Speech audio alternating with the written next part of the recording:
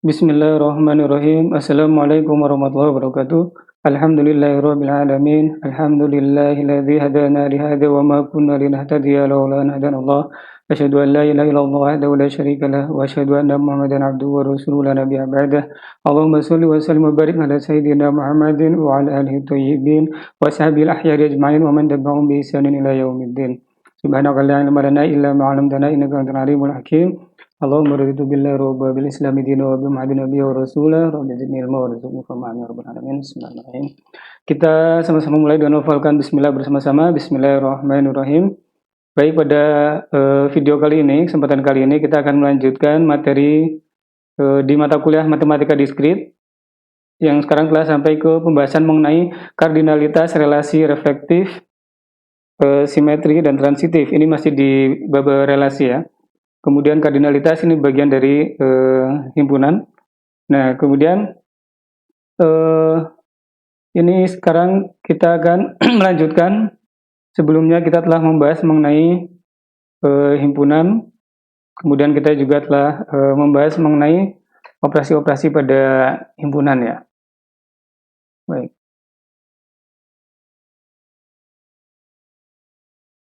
Tujuan pembelajaran. Jadi ini masih sama dengan video slide sebelumnya, pembahasan sebelumnya. CP-nya masih mengacu ke CP Prodi nomor 15, yaitu pemahaman intelektual dan kemampuan untuk menerapkan matematika dasar, teori ilmu komputer. Nah, di sini kita garis bawahi mengenai matematika dasar ya. Nah, matematika dasar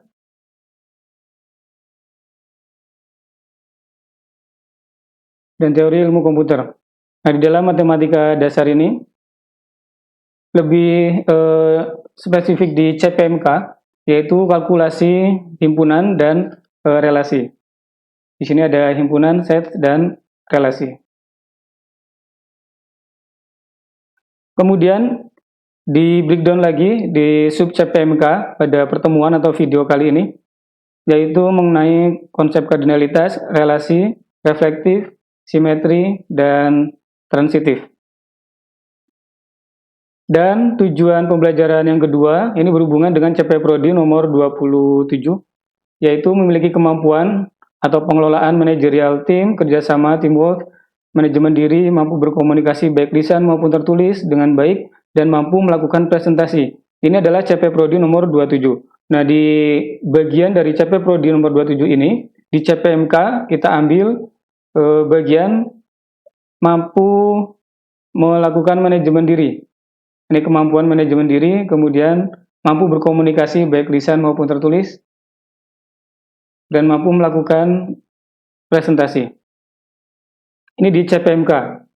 Jadi capaian setelah mengikuti keseluruhan proses mata kuliah di CPMK 3 ini dirumuskan 3 kemampuan ini. Nah, dari 3 kemampuan itu pada pertemuan kali ini kita akan nanti mengukur mengenai manajemen diri.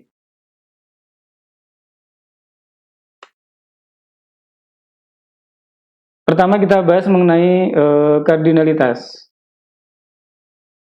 Jadi apabila ada sejumlah n elemen unik di dalam himpunan A, yaitu dengan n adalah non-negatif integer, maka kita dapat menyebutkan bahwa A adalah finite set atau himpunan dengan elemen jumlah ukuran tertentu, yang itu kita sebut dengan kardinalitas dari A, yaitu adalah n. Notasinya kita tuliskan, ini adalah notasi kardinalitas. Kardinalitas dari A adalah n, himpunan A. Contoh misalkan ini ada himpunan P yang anggotanya merupakan X, di mana X kurang dari sama dengan 100 dan X adalah bilangan prima. Nah, maka kalau kita tuliskan, kita bisa rumuskan bilangan prima yang kurang dari sama dengan 100. Nah, maka kemudian kita hitung anggota-anggotanya itu, jumlah ukurannya. Nah, kita dapatkan kardinalitas P adalah 25. Karena ada 25 bilangan prima yang kurang dari 100. Kemudian untuk kardinalitas empty set atau himpunan kosong itu adalah 0. Artinya himpunan kosong tidak ada anggotanya, maka kardinalitasnya adalah 0. Nah, nanti dibedakan dengan himpunan yang elemennya adalah bilangan 0. Itu berarti ada elemennya, tapi isi elemennya adalah bilangan 0. Itu berbeda dengan bilangan kosong atau empty set, atau himpunan yang tidak memiliki elemen atau anggota. Himpunan-himpunan bilangan natural numbers, bilangan alami, bilangan asli, bilangan integer, bilangan real, nah ini semuanya adalah infinite. Artinya mereka himpunan di mana anggotanya itu bisa mencapai tak hingga. Jadi infinite. Nah, sekarang kita masuk kepada relasi. Relasi di dalam kehidupan sehari-hari kita mengenal ada hubungan antara misalkan bisnis dan telepon number. Bisnis atau perusahaan dengan nomor telepon, kantor dengan nomor telepon, gedung dengan nomor telepon, atau ruang dengan nomor telepon. Misalkan ruang laboratorium nomor 111, nomor teleponnya sekian. Nah, ini berarti ada hubungan antara nomor telepon dengan ruangan. Jadi ruangan itu memiliki nomor telepon berapa, nah ini berhubungan relasi. Kemudian antara employee dan salary. Seorang pegawai A, dia gajinya 2.200.000 misalkan. Jadi 2.200.000 berelasi dengan pegawai A. Sementara pegawai B gajinya 3 juta misalkan. Nah, maka 3 juta ini berelasi dengan pegawai B. Nanti pegawai C gajinya 3 juta juga. Nah, maka 3 juta tadi itu juga berelasi dengan pegawai C. Nah, itu relasi. Ada antara orang, hubungan antara orang dengan orang yang lain, antara mahasiswa dengan departemen. Misalkan Ahmad, dia adalah mahasiswa teknik informatika. Nah, maka di departemen nanti ada informatika, teknik industri, kimia, fisika, biologi, matematika. Kemudian Ahmad, dia mahasiswa informatika, maka dia berelasi dengan informatika. Kemudian Aisyah, dia mahasiswa biologi, maka berelasi dengan departemen biologi. Kemudian ada mahasiswa Nadia, matematika, maka dia berelasi dengan departemen matematika dan seterusnya. Universitas dan akreditasinya UIN, akreditasinya A, maka dia berelasi dengan A. Kemudian nanti ada kampus lain yang akreditasinya juga A, maka dia berelasi dengan A. Nanti ada kampus lain yang akreditasinya B, maka kampus tersebut berelasi dengan B. Dan seterusnya. Nah, relasi ini dapat digunakan untuk menyelesaikan suatu permasalahan real di dalam dunia nyata. Ya. Nah, misalkan kota yang terhubung dengan penerbangan, atau kota yang terhubung dengan rute tertentu, atau perusahaan bis misalkan dia punya rute, trayek, jalur tertentu, dia menghubungkan dari titik mana ke titik yang mana. Nah, ini dapat dituliskan, direpresentasikan dalam bentuk relasi seperti ini. Kemudian student with warning, jadi hubungan antara mahasiswa dengan kondisi tertentu yang karena kondisi tersebut kemudian dia nanti masuk kategori mendapatkan warning, peringatan tertentu. Kemudian pada entity relationship, nah ada diagram relasi antar entitas untuk menghubungkan relasi antar entitas dalam suatu sistem, misalkan entitas apa saja yang terlibat, hubungannya, bagaimana tipe hubungannya, dan lain sebagainya. Kemudian ini ada relasi aktivitas di dalam manajemen proyek ya. Jadi ada suatu aktivitas A, aktivitas B, aktivitas C, di breakdown aktivitas, ada di proyek manajemen nanti ada WBS, Work Breakdown Structure. Jadi garis besarnya dia menyelesaikan apa, itu dapat diselesaikan menggunakan aktivitas apa saja, urutannya, kemudian hubungan antar aktivitas. Aktivitas B dilakukan setelah aktivitas A misalkan. Aktivitas C hanya bisa selesai kalau B sudah selesai. Atau aktivitas D ini bisa dilakukan kalau B sudah selesai, tetapi tidak harus menunggu C selesai, berarti dia paralel. Nah, nanti relasinya, hubungannya itu dapat dirumuskan dalam bentuk relasi dan diselesaikan. Nah, di dalam manajemen proyek, relasi antara aktivitas nanti memunculkan satu jalur yang itu penting dalam manajemen proyek untuk diperhatikan, dirumuskan, yaitu mengenai critical path. Jadi jalur kritis mana yang nanti itu perlu diperhatikan agar dia tidak menghambat secara keseluruhan waktu penyelesaian proyek. Nah, kemudian relasi antara dua himpunan adalah subset dari Cartesian produknya. Jadi sebelumnya kita sudah membahas mengenai Cartesian product, di mana Cartesian product terdiri dari semua kemungkinan relasi antar elemennya. Itu masuk ke dalam Cartesian product. Nah, maka relasi nanti akan terdiri dari bagian dari Cartesian product. Bagian dari Cartesian product bisa jadi relasinya tertentu, tidak semua berelasi. Nah, maka tetapi tidak akan lepas dari yang sudah dirumuskan dalam Cartesian product. Maka ketika suatu himpunan kita sudah rumuskan Cartesian produknya, maka nanti relasi akan bagian dari Cartesian product tersebut. Relasi binary dari himpunan A ke himpunan B adalah subset dari Cartesian product ya. Antara dari A ke B, di mana A anggota A dan B anggota B. Nah, nanti untuk membedakan antara relasi dengan fungsi adalah pada relasi setiap elemen A pada himpunan A itu dapat berhubungan, dapat berelasi ke lebih dari satu elemen di B. Sementara pada fungsi, elemen A itu hanya bisa terhubung ke satu elemen B. Nah, itu nanti yang menspesifikkan atau yang membedakan antara fungsi dan relasi. Jadi fungsi adalah bagian dari relasi, tapi tidak semua relasi adalah fungsi. Apabila ada relasi yang menghubungkan elemen A pada himpunan A ke lebih dari satu elemen di himpunan B, nah maka itu bukan fungsi. Itu mungkin adalah relasi yang lain gitu ya. Nah, jika pasangan berurutan A dan B anggota dari relasi, nah maka kita dapat menyebutkan bahwa A dan B itu terhubung atau A dan B berelasi.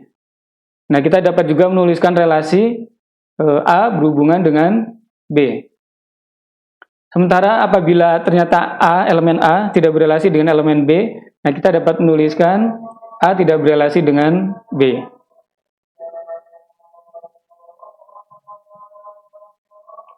Untuk merepresentasikan relasi, kita dapat menuliskan setiap elemen di dalam relasi. Jadi setiap hubungannya kita tuliskan. Contoh di sini ada himpunan A, di mana himpunan A ini terdiri dari elemen A1, A2, A3, A4, A5. Dan himpunan B yang terdiri dari elemen B1, B2, B3. Kemudian relasi dari A ke B ini didefinisikan A1 berelasi dengan B1, A1 berelasi dengan B2, A1 berelasi dengan B3, dan seterusnya. Nah, ini contoh relasi R. Nah, kita lihat tadi ke definisi bahwa relasi adalah subset atau bagian dari Cartesian product. Kita lihat bahwa A1B1 ini ada dalam Cartesian product. Kemudian A1B2, A2B1 semuanya ini merupakan bagian dari Cartesian product. Ini ada di Cartesian product. Tapi tidak semua yang ada di Cartesian product mungkin ada di relasi. Jadi tidak harus. Misalkan di sini kita lihat A1 tidak berelasi dengan B, A1 semua, A2 tidak berelasi dengan B2. Nah, A2, B2 itu ada di Cartesian product tapi tidak ada di sini. Ini adalah contohnya. Kita juga dapat membuat ini dalam bentuk grafik ya. Nah, jadi apabila ini kita tuliskan dalam bentuk grafik,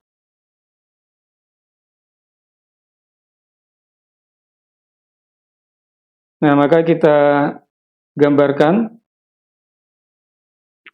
dalam bentuk grafik. Di sini ada himpunan A ada himpunan A, kemudian ada himpunan B. Himpunan B, di mana himpunan A ini terdiri dari A1 sampai A5.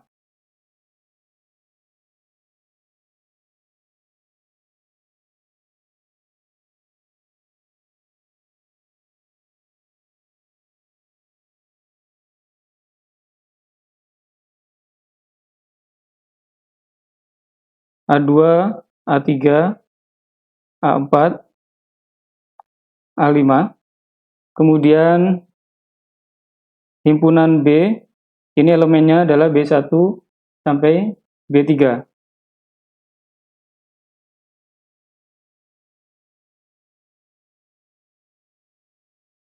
Maka kita dapat tuliskan dalam bentuk grafik, di mana ini ada himpunan A, kita misalkan grafik pada kasus ini kita dapat tuliskan di sebelah kiri, yaitu ada elemen di sini A1, A2, kita hapus dulu. Di sini ada A1, kemudian ada A2, ada A3, ada A4, ada A5. Nah, kemudian B, ada B1, B2, B3.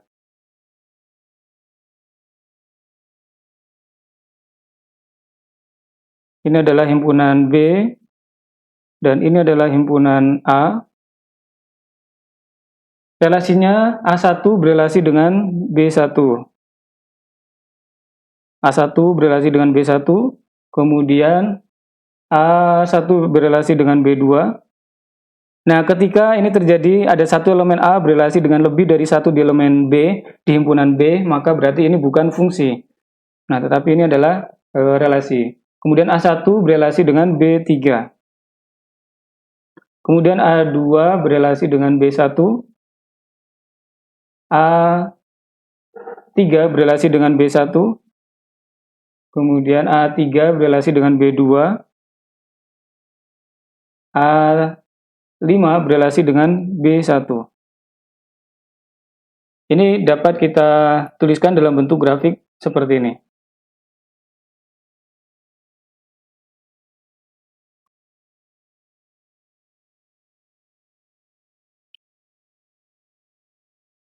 Relasi antara himpunan. Relasi dalam himpunan A adalah relasi dari A ke A. Nah, misalkan subset dari A kali A, atau subset dari Cartesian produknya. Nah, contoh relasi dalam bilangan natural numbers. Relasi yang pertama ini adalah relasi 1, yaitu anggotanya relasi antara A ke B, di mana A kurang dari sama dengan B. Nah, maka kita dapat tuliskan, ini banyak ya, A kurang dari sama dengan B. Nah, maka kita tuliskan R1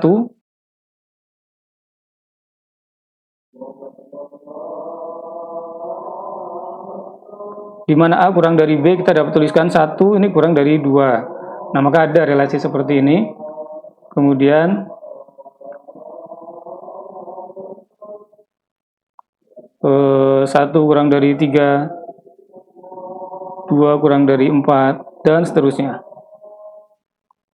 Kemudian R2, ini adalah A berelasi dengan B, di mana A dan B adalah anggota dari natural numbers, dan A per B itu merupakan integer. Nah, maka kombinasi antara A dan B yang nanti pembagiannya itu menghasilkan integer. Maka R2 ini dapat kita tuliskan R2 A berapa dan B berapa, yang ketika A per B nanti merupakan bilangan integer. Kita dapat tuliskan A-nya 2, B-nya 1, kemudian kita dapat tuliskan, karena 2 per 1 itu adalah 2, di mana 2 termasuk integer. Kemudian 4 dan 2. Nah, karena 4 per 2 itu menghasilkan integer. Kemudian 9 dan 3, karena 9 per 3 itu menghasilkan integer. Nah, tetapi yang tidak termasuk di sini adalah 10 dan 3 misalkan. Kenapa 10 dan 3 tidak termasuk? Karena 10 per 3 nanti tidak menghasilkan integer. Nah, maka ini tidak termasuk relasi kedua. Kemudian relasi ketiga. Nah, relasi ketiga di sini ditentukan A dan B adalah anggota himpunan bilangan natural, di mana A min B sama dengan 2. Nah, maka R3 ini dapat kita tuliskan. A min B sama dengan 2, kita dapat tuliskan 3 dan 1, karena 3 dikurangi 1 sama dengan 2. Kemudian 4 dan 2. Dan seterusnya kita juga dapat tuliskan 100 dan 98 dan seterusnya gitu. Misalkan kita tuliskan ini 7 dan 5.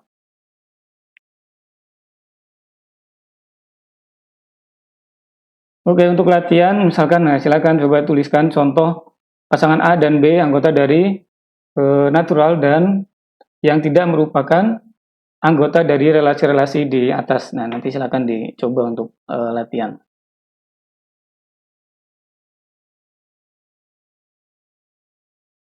Contoh relasi antara student dan courses atau mahasiswa dan mata kuliah, kabupaten, provinsi.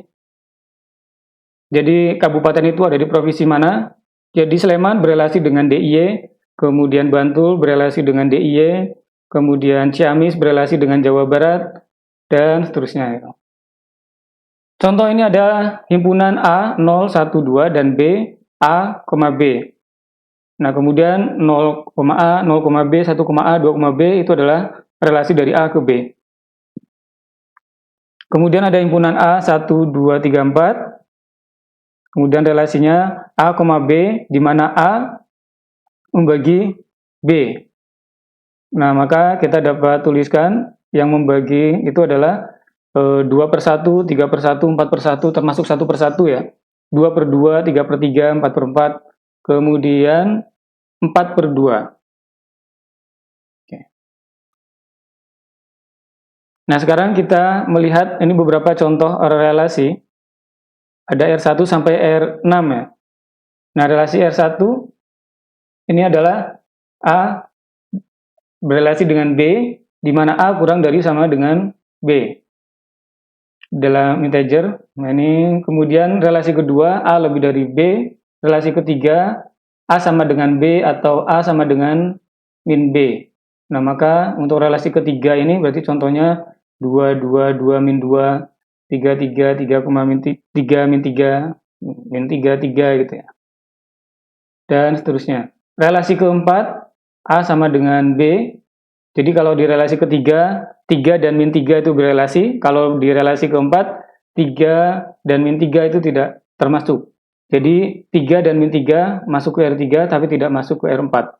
Kemudian relasi kelima, relasi antara A dan B, A ke B, di mana A sama dengan B plus 1. Maka kita bisa tuliskan A2, B-nya 1, atau A5, B-nya 4, A-nya 10, B-nya 9, dan seterusnya.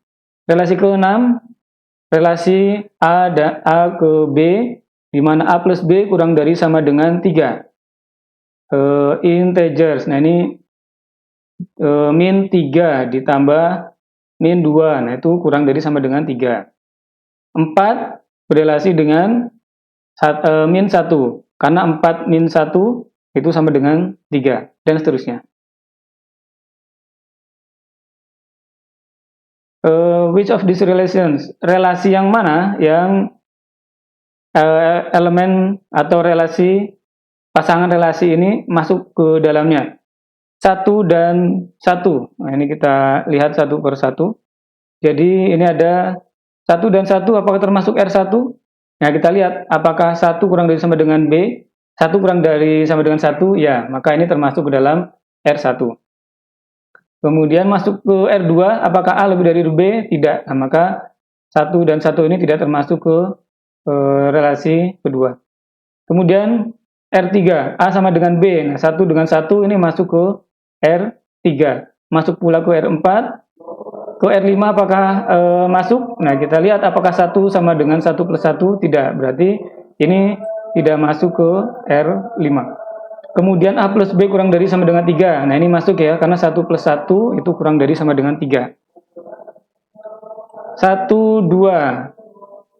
1 untuk relasi 1 masuk ya, karena 1 kurang dari 2. Nah, kemudian ke relasi kedua tidak masuk, karena 1 ini tidak lebih dari 2. Nah, 1 dan 2 masuk ke R3? Tidak, karena 1 tidak sama dengan 2 atau 1 tidak sama dengan min 2. Ini juga tidak masuk ke R4. Kemudian tidak masuk pula ke R5, tapi masuk ke R6. Karena 1 tambah 2 ini kurang dari sama dengan 3. Nah, maka ini masuk. Nah, ini nanti silakan sebagai latihan, ini juga dicek apakah masuk ke relasi yang di atasnya. Kita melihat beberapa sifat relasi, ada beberapa. Yang pertama adalah reflexivity. Ada beberapa ini properties di relasi. Ini akan disebut refleksif apabila dalam himpunan A, setiap elemen A dari himpunan A itu berelasi dengan dirinya sendiri, maka itu disebut dengan refleksif. Jadi untuk setiap elemen A pada himpunan A itu berelasi dengan dirinya sendiri, maka itu disebut dengan refleksif. Nah, contoh ini tadi ada relasi 1A, B di mana A kurang dari sama dengan B. Apakah R1 refleksif? Kita lihat bahwa contoh A1, B1. Nah, apakah 1 berelasi dengan 1? Ya, karena A sama dengan A kurang dari sama dengan B, jadi 1 kurang dari sama dengan 1 masuk ke dalam relasi 1. Apakah setiap A pada himpunan A, himpunan pada relasi ini, dia akan berelasi dengan dirinya sendiri? Nah, kita lihat pada R1, iya. Karena setiap bilangan itu akan sama dengan dirinya sendiri. Nah, maka R1 itu bersifat refleksif. Kemudian R2, A berelasi dengan B, di mana A dan B anggota dari natural numbers, dan A per B itu adalah anggota dari integer. Apakah setiap bilangan apabila dibagi dengan bilangan itu sendiri, itu akan menghasilkan integer? Nah, karena iya, 1 per 1 misalkan, hasilnya 1 integer. 2 per 2, hasilnya 1 integer. Setiap bilangan dibagi dengan bilangan itu sendiri, nah maka akan menghasilkan integer. Karena suatu bilangan dibagi dengan bilangan itu sendiri akan menghasilkan 1, yang dimana itu adalah integer. Nah, maka kita dapat simpulkan bahwa R2 ini adalah refleksif. Oke, kita lanjutkan di relasi ketiga. A, B anggota natural numbers, dan A min B sama dengan 2. Kita lihat apakah apabila suatu bilangan dikurangi dengan bilangan itu akan menghasilkan 2. Nah, kita bisa tentukan bahwa misalkan kita ambil contoh bilangan 2. 2 dikurangi 2 tidak sama dengan 2. Nah, maka ini tidak refleksif. R1 refleksif, R2 refleksif. Nah, tapi untuk R3 ini bukan refleksif.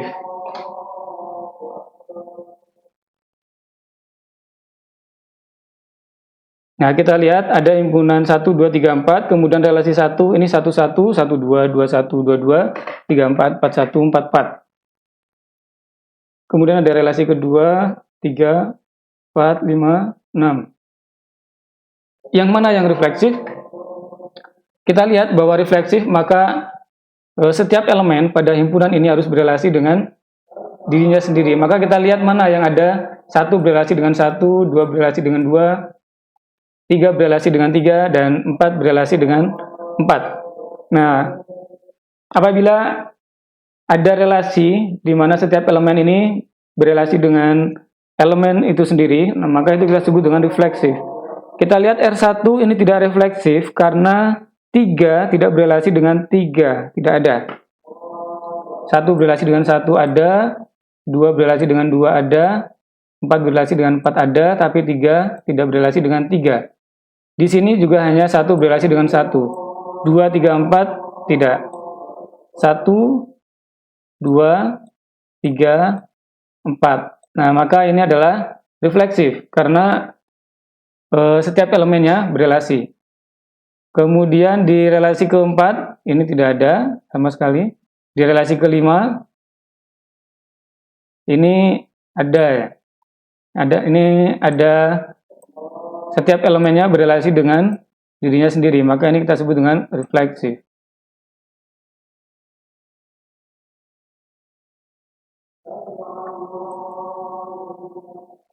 Kemudian properti yang lain selain refleksif adalah simetri. Jadi suatu relasi R pada himpunan A itu akan disebut simetri jika ada relasi antara B ke A, maka A juga berelasi ke B. Untuk semua relasi elemen A dan B yang ada pada himpunan A. Nah, kemudian ada antisimetrik apabila jika ada relasi A dan B, untuk semua relasi elemen A dan B, ada relasi A ke B, A relasi ke B, nah kemudian B ke A, ada relasi A dan B dan ada relasi B dan A, maka itu adalah A sama dengan B, relasi dirinya sendiri. Jadi tidak ada kebalikannya dari simetrik 1. Tidak ada yang apabila A berelasi dengan B, maka B berelasi dengan A. Nah, antisimetrik itu justru kalau tidak ada, maka disebut dengan antisimetrik. Kalau ada relasi dari misalkan C ke D, dan ada relasi dari D ke C, maka itu berarti bukan antisimetrik. Karena ada elemen yang ada relasi yang A relasi ke B dan B relasi ke A, dan itu bukan A sama dengan B. Jadi pada antisimetrik, refleksif bisa sekaligus antisimetrik.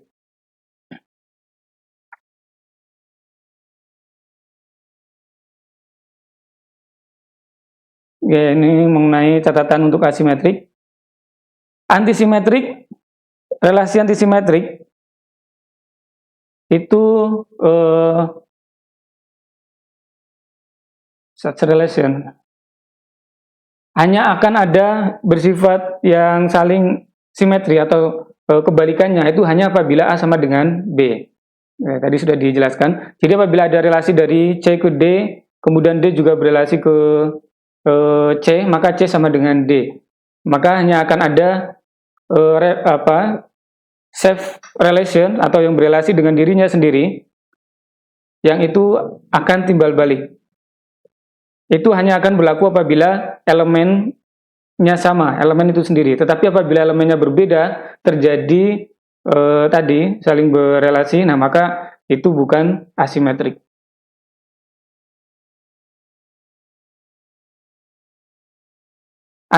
Hubungan antisimetrik bukan reflexive relationship. Karena bisa jadi ada yang tidak refleksif, tetapi itu antisimetrik karena tidak ada yang berhubungan C ke D dan tidak ada D ke C. Walaupun tidak ada refleksifnya, tapi tetap bisa disebut antisimetrik. Suatu relasi bisa dia simetrik dan antisimetrik dalam waktu yang bersamaan. Bisa juga tidak kedua-duanya, bisa juga salah satunya tapi tidak yang lain. Jadi dia bisa simetrik, bisa antisimetrik, atau dia antisimetrik dan tidak simetrik, atau bukan kedua-duanya.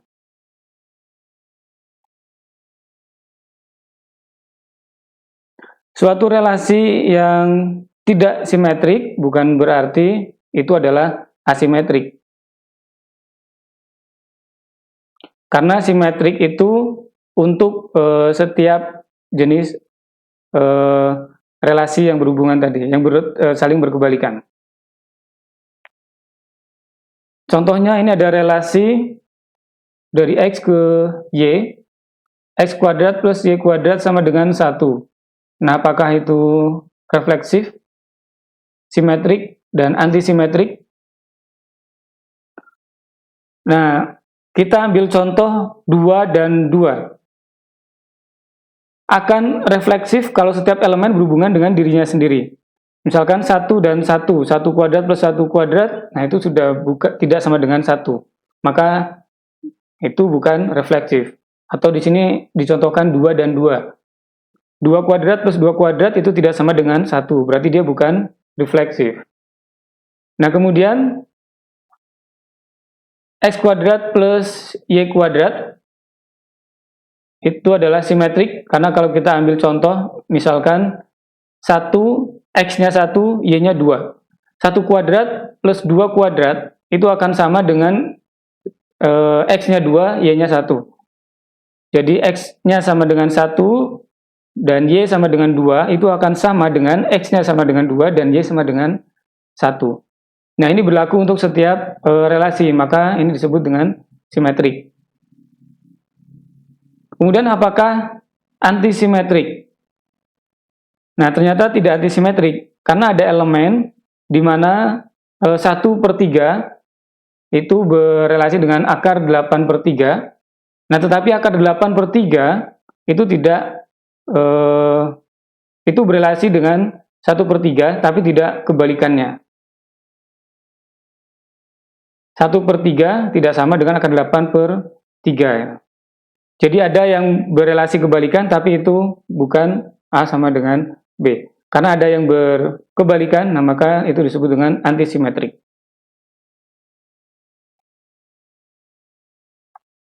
Selanjutnya propertinya tadi ada refleksif, kemudian tadi ada simetrik, antisimetrik, dan sekarang adalah transitif. Relasi R pada himpunan A itu akan disebut transitif apabila untuk setiap relasi dari A ke B dan ada relasi dari B ke C, maka harus ada relasi dari A ke C. Nah, maka apabila ada kondisi seperti itu disebut dengan transitif. Relasinya disebut dengan transitif. Contoh di sini ada elemen untuk semua elemen A, B, C, anggota dari himpunan A, apabila A berelasi ke B dan B berelasi dengan C, maka harus ada A berelasi dengan C. Contoh, ini relasi X kurang dari sama dengan Y. Apakah transitif? X kurang dari sama dengan Y. Kita lihat contohnya. X kurang dari sama dengan Y. Kita dapat tuliskan X kurang dari sama dengan Y. X ini bisa 2, Y ini bisa 4. Ini adalah relasi pertama. Kemudian yang masuk ke dalam relasi juga adalah ini 4. Ini berelasi dengan 5. Karena 2 kurang dari 4 dan 4 ini kurang dari 5. Maka ini termasuk ke dalam relasi. Nah, pertanyaannya, apakah 2 ini berelasi dengan 5? Apakah 2 kurang dari 5? Nah, kita tentukan ya. Apakah kombinasi seperti ini berlaku untuk setiap elemen? Nah, jadi misalkan kita tuliskan pula 1 berelasi dengan 2 dan 2 berelasi dengan 6, apakah 1 akan berelasi dengan 6? Nah, kita dapat tentukan itu iya, karena nanti setiap apabila A kurang dari B dan B kurang dari C, maka A kurang dari C. Maka akan selalu ada relasi dari A dan C. Nah, maka untuk relasi ini itu bersifat transitif. Nah, kemudian relasi A, B, B, A, dan A, A. Apakah itu transitif? Nah, kita lihat ada relasi dari A ke B. Ini ada relasi dari A ke B, kemudian ada relasi dari B ke A. Apakah ada relasi dari A ke A? Ada. Nah, kemudian kita lihat juga, ini B berelasi ke A, kemudian A berelasi ke B. Apakah ada relasi dari B ke B? Nah, ternyata tidak ada, berarti ini tidak transitif, karena tidak ada relasi B ke B. Padahal di sini ada B ke A, dan ada A ke B. Harusnya ada relasi dari B ke B. Nah, tapi tidak ada. Maka berarti ini tidak transitif. Nah, yang di atas itu adalah transitif, dan yang di bawah ini tidak transitif. Ini karena B tidak berelasi dengan B. Relasi A, ancestor dari B, apakah transitif? Contoh, 2 itu adalah turunan dari 4. Kemudian faktor dari 4. Kemudian 4 adalah faktor dari 8. Apakah 2 faktor dari 8? Nah, dari kasus itu kita bisa katakan iya. Apakah itu berlaku untuk setiap kombinasi?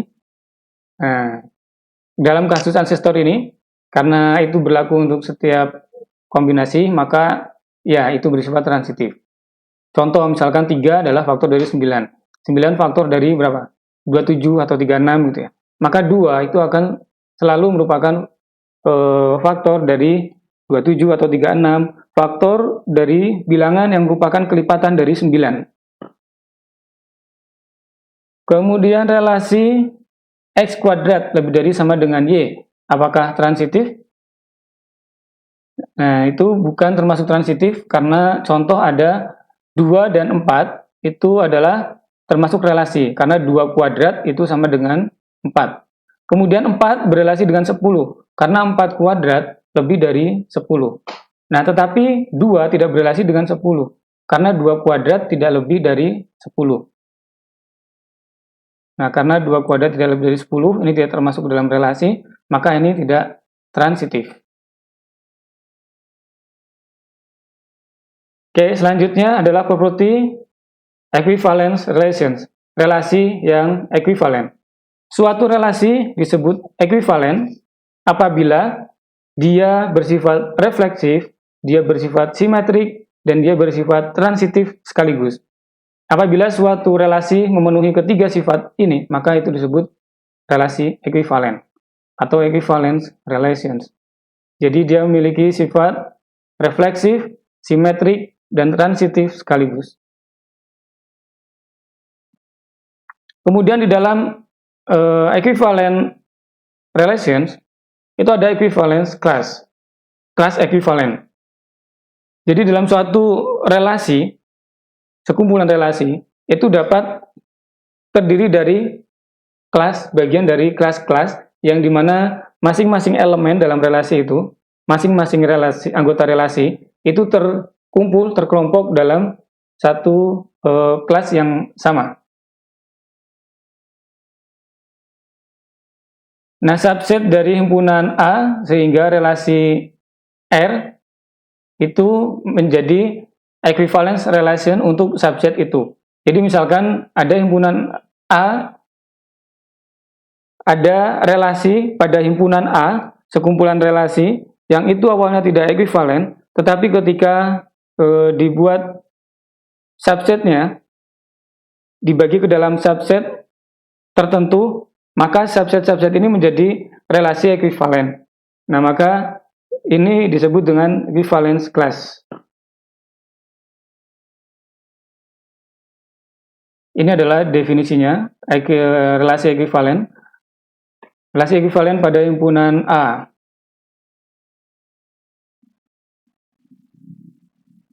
Kita nanti akan lebih jelasnya pada contoh ya. Jika R adalah relasi ekuivalen dalam himpunan A, nah maka elemen-elemen di bawah ini adalah ekuivalen. A berelasi dengan B.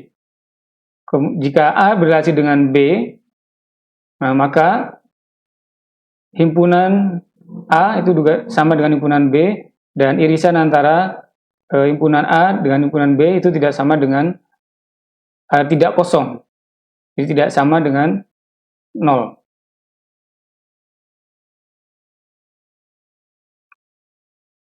Nah, dari equivalence class ini nanti akan membuat partisi suatu relasi yang menyebabkannya menjadi ekuivalen. Jadi ada partisi-partisinya. Karena tadi contoh relasi yang tidak ekuivalen, kemudian ketika dibuat kelasnya itu adalah bagian dari relasi tersebut.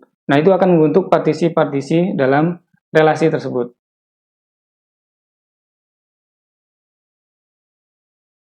Contoh di sini adalah relasi antara A dan B, di mana A dan B ini hidup di Amerika dan tinggal di negara bagian yang sama ya. Nah, maka nanti setiap warga US itu akan bisa terpisahkan ke dalam subset sesuai dengan negara bagiannya. Nah, ini supaya lebih kontekstual dengan tempat kita, misalkan di Jogja ada warga DIY, sekumpulan warga DIY, misalkan total warga DIY terdiri dari contoh saja ya, misalkan 1 juta penduduk. Nah, dia selain menjadi warga DIY juga menjadi warga di kabupatennya masing-masing. Nah, warga DIY ini kemudian dapat dibuat subset per kabupaten tersebut, yang di dalamnya itu dapat membuat relasi. Jadi relasi antar sesama warga Kabupaten Sleman misalkan. Kemudian relasi sesama warga Kabupaten Bantul. Nah, ini nanti akan membentuk kelas ekuivalen. Contoh yang lain yang biasanya dicontohkan untuk relasi ekuivalen ini adalah modulo, bilangan modulo. Misalkan kita tuliskan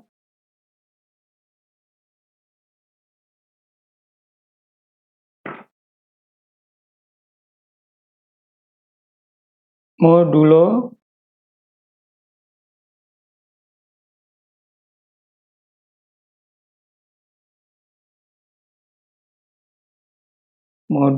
berapa 5 misalkan.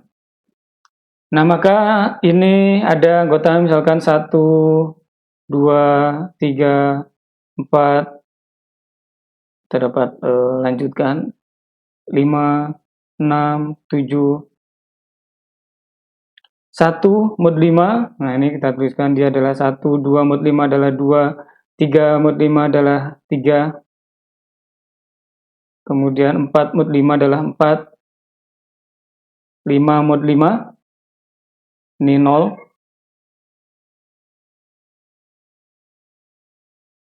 kemudian 6 mod 5 ini adalah 1,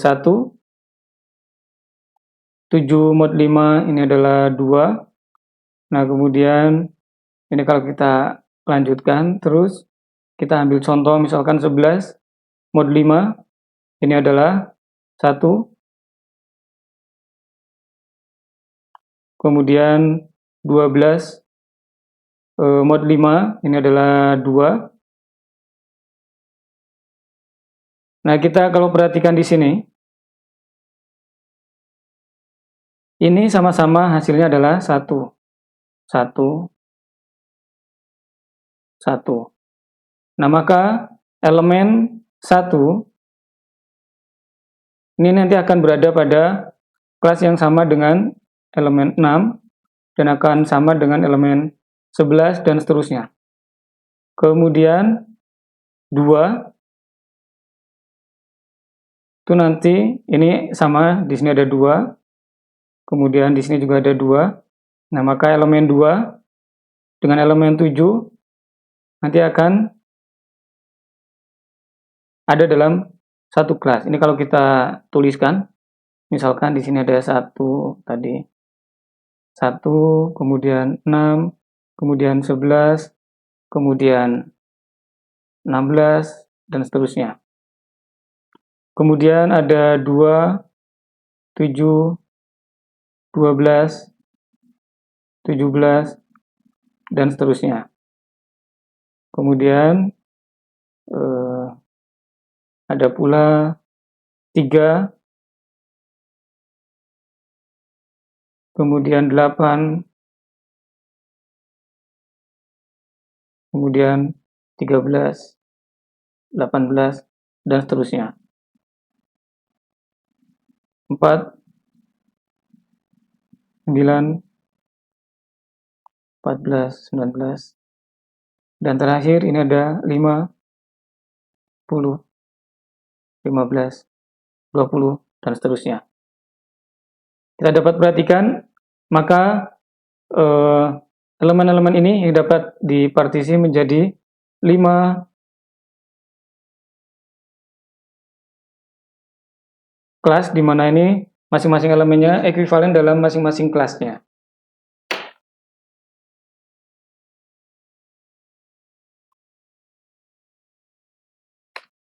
Baik, ini adalah untuk materi pertemuan kali ini. Kita telah membahas mengenai tadi kardinalitas, kemudian kita membahas mengenai relasi, kemudian properties relasi, ada refleksif, kemudian ada simetrik, dan ada transitif.